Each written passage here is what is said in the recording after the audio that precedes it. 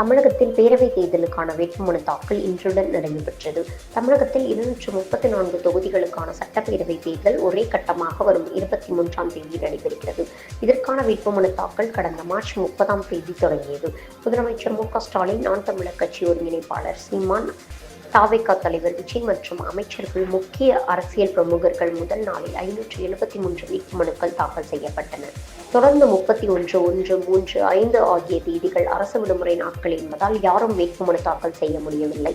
இந்நிலையில் கடைசி நாளான இன்று அதிமுக பொதுச் செயலாளர் எடப்பாடி பழனிசாமி, தேமுதிக பொதுச் செயலாளர் பிரேமலதா விஜயகாந்த், ஓ. பன்னீர்செல்வம், துரைமுருகன், வானதி ஸ்ரீனிவாசன் உள்ளிட்ட முக்கிய தலைவர்கள் இன்று தங்களது வேட்புமனுவை தாக்கல் செய்துள்ளனர். 3.45 மணி நிலவரப்படி 4400 வேட்புமனுக்கள் தாக்கல் செய்யப்பட்டுள்ளதாக தேர்தல் ஆணைய இணையதளத்தில் தெரிவிக்கப்பட்டுள்ளது. வேட்புமனுக்கள் பரிசீலனை ஏப்ரல் 7ஆம் தேதி நடைபெறும். வேட்புமனுவை திரும்பப் பெறுவதற்கான கடைசி நாள் ஏப்ரல் 9ஆம் தேதியாகும். ஏப்ரல் 23இல் வாக்குப்பதிவு நடைபெறும். மே 4 வாக்கு எண்ணிக்கை நடைபெறும் என்றும் அறிவிக்கப்பட்டுள்ளது.